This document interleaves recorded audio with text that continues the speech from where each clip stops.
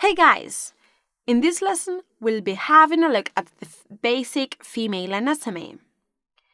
We'll be analyzing the main differences between female and male anatomy, and apart from this, we'll be identifying the main areas of women bodies that we need to highlight. As we did in the previous lesson, the first thing we need to do is identify the middle point. Remember, it's in the pelvic symphysis. After identifying it, use the central axis as a reference and start drawing the basic geometric shapes. Again, the first geometric shapes we'll draw are the thoracic and pelvic cavities. Firstly, use simple shapes and then give them form according to the bone structure.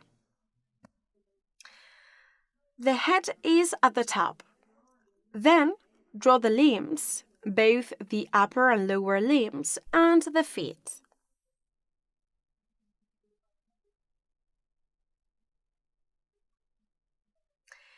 At this point, we can also insert some basic muscle structures, like the hips curve.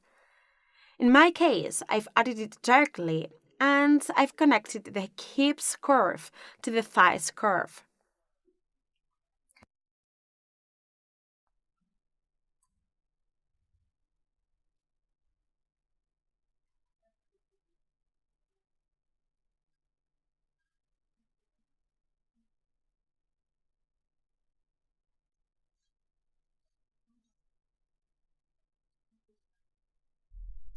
Once the general structure is done, let's start working with the basic muscle structure. As you can see, female muscles are smaller than males, even those of a sporty and athletic woman.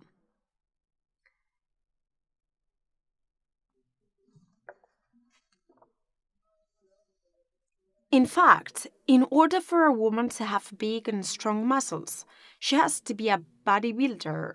Otherwise, the muscles won't be as big as men's.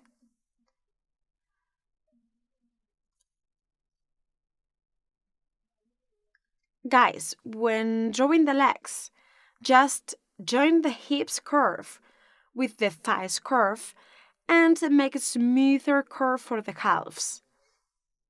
This way, we'll get a feminine and sweet figure. However, this is very important. Don't forget there are infinite body types. That's why I recommend you to look for some references of female bodies to analyze different anatomies and check diverse curvy figures.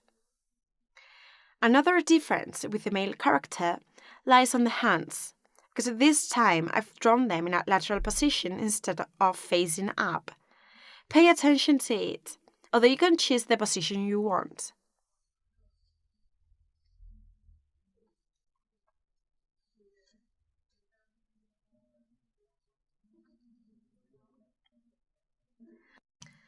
Lastly, complete the feet and set the chest axis.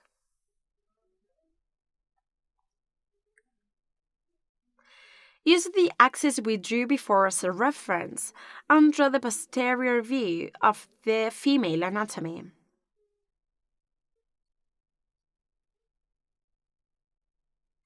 Again, the first we are going to draw is the thoracic and pelvic cavity.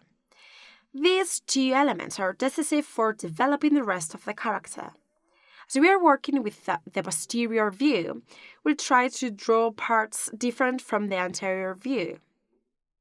Regarding the legs, they are quite similar to the frontal view. This time, however, we are going to draw them in perspective.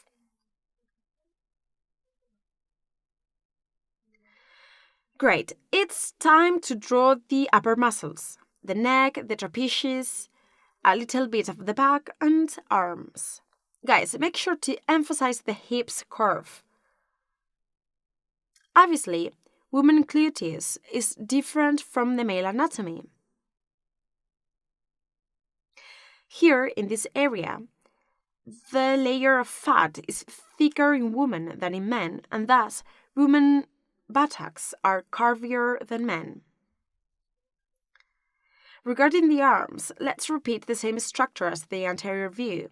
In this case, make sure the arms are thinner and muscles aren't that marked. Guys, the best way to draw anatomic shapes accurately is using real references. You can use yourself, a model, or pictures from the internet. There are also references in the books I attached on Untitled. So you can use any of these options and possibilities to get references. Let's add the final details by simply observing the main reference. We can say that the main blocks are ready. What we are going to do now is adding and highlighting the muscles so that the muscle structure can be distinguished.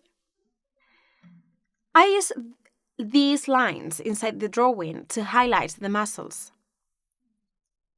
Have a look at some pictures and pay attention to those areas where muscles are visible. However, don't forget that we are drawing them with the skin on it, so the structure isn't that evident. So, there are many shapes that cannot be clearly appreciated. Cool guys, now we're going to make the lateral view of this character. You can use the male character as a reference. It is, use the axis and main structure. Then we are going to start with the head, then the torso, and then the hips. As we said, it's like a peanut.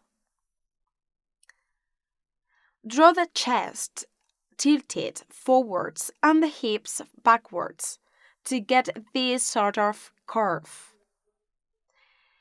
It is the vertebral column which causes this curve. If you need more references, look for images of the bone structure. Guys, do you remember what happens with the legs? The femur is slightly tilted backwards and the tibia and the fibula forward. The arms are above the structure. Well, I've realized that the arms aren't at the same height as the anterior view. So I'm going to select the lasso tool and try to position the arms at the same height by moving them downwards. Guys, let's keep working with the lateral view. Draw the rest of the muscles, such as the chest, the abdomen, and the hips.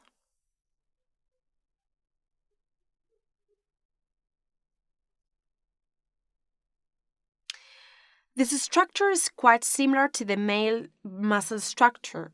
The only difference is that in this case we won't focus on emphasizing the muscles, but curves. When drawing a lateral perspective, both feet won't be entirely visible. The foot of behind may be visible, but not entirely, so bear in mind this when working with this perspective. As I mentioned before, arms must be at the same distance. Let's say hands, should expand up to the middle of the thigh. These are the standard proportions used in character design. And not only when designing, but also in real life. Observe your own body and you'll see that your hands reach the middle of your thighs.